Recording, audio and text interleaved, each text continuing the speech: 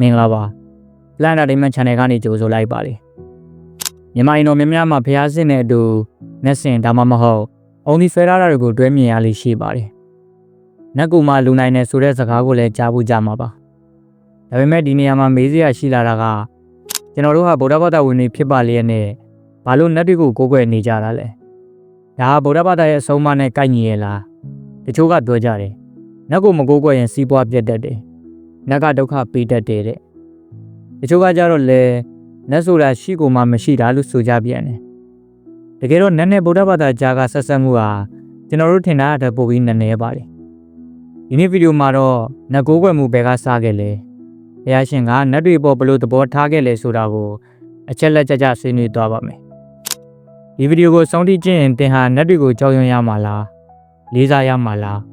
ဒါမှမဟုတ်လုံးဝပြစ်ပယ်ရမှာလားဆိုတာကိုဉာဏ်ပညာနဲ့ဆုံးဖြတ်နိုင်ပါလိမ့်မယ်မြန်မာနိုင်ငံမှာနတ်ကိုးကွယ်မှုဟာဗုဒ္ဓဘာသာမရောက်ခင်ကတည်းကရှိခဲ့တဲ့နတ်ရိုးရာကနေစတင်ခဲ့တာပါပကံကဲနော်ရထမင်းကြီးလက်ထက်မှာစစ်မှန်တဲ့ဗုဒ္ဓဘာသာကိုထူထောင်တဲ့အခါမှာပြည်သူတွေရဲ့အစွဲလန်းဖြစ်တဲ့နတ်ကိုးကွယ်မှုကိုလုံးဝဖျက်ဆီးပြဖို့ခက်ခဲခဲ့ပါတယ်ဒါကြောင့်မင်းကြီးကနတ်တွေကိုဗုဒ္ဓဘာသာရဲ့အရေးအောက်ကိုတွင်းလိုက်ပါတယ်ရွှေစည်းကုန်းဖျားဝင်းထဲမှာ38မင်းနတ်ရုပ်တွေကိုထားရှိပြီးတော့ဖျားကိုအရင်ဦးချပြီးမှနတ်တွေကိုအတိမတ်ပြုပါဆိုတဲ့ပုံစံနဲ့ဘာသာရေးပြုပါမြောက်ပေါင်းဆက်ခဲ့လာပါ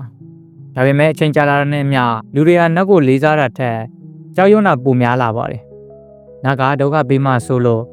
နတ်စိမ်းတွေဖြစ်ခဲ့လို့ဆိုတဲ့အစွဲတွေကြောင့်နတ်ကိုးကွယ်မှုဟာဗုဒ္ဓဘာသာရဲ့ကံရဲ့အကျိုးထက်ပိုပြီးတော့လွှမ်းမိုးလာခဲ့တာဟာသတိထားရမယ့်အချက်ဖြစ်ပါတယ်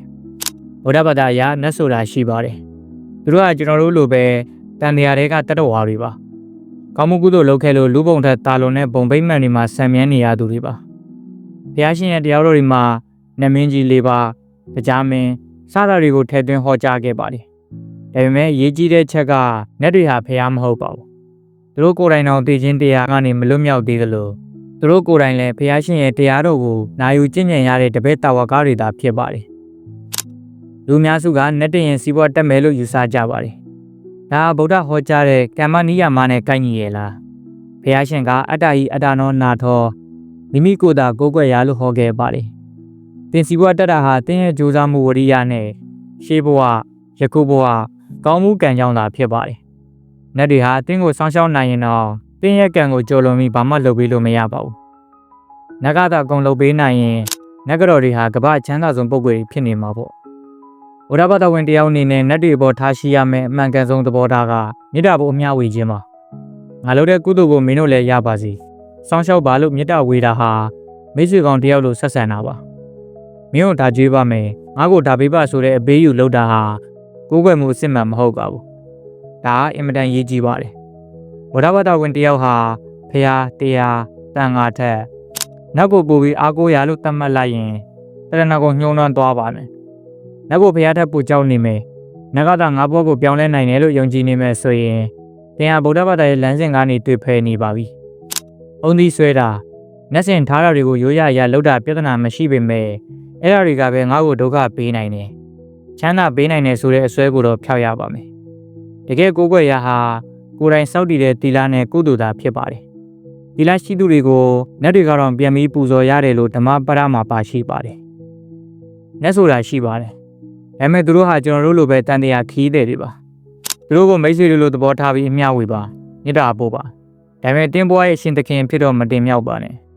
တင်းဘွားရဲ့ကံကြမ္မာကိုတင်ကိုယ်တိုင်ရဲ့အပြုမှုကံနဲ့သာဖန်တီးပါဒီနေ့ဗီဒီယိုလေးကနေနတ်ကိုးကွယ်မှုနဲ့ဗုဒ္ဓဘာသာကြားကကွာခြားချက်ကိုရှင်းရှင်းလင်းလင်းသိမြင်သွားမယ်လို့မျှော်လင့်ပါတယ်ကျွန်တော်တို့ကအစွဲတွေနဲ့ကိုးကွယ်တာထက်အသိဉာဏ်နဲ့ကိုးကွယ်တဲ့ဗုဒ္ဓဘာသာဝင်တွေဖြစ်ကြပါစေလို့ဆုတောင်းပေးလိုက်ပါတယ်ဒီကြောင့်ရနဲ့ပတ်သက်ပြီးတင်းရဲ့အတွင်းမြင့်တွေကိုလည်းကွန်မန့်မှာမှန်းခဲ့ပေးနိုင်ပါတယ်ဗီဒီယိုလေးကဒီလောက်ပါပဲနောက်ဗီဒီယိုမှာပုံမကောင်းမွန်တဲ့အကြောင်းအရာတွေနဲ့ပြန်လာခဲ့ပါမယ်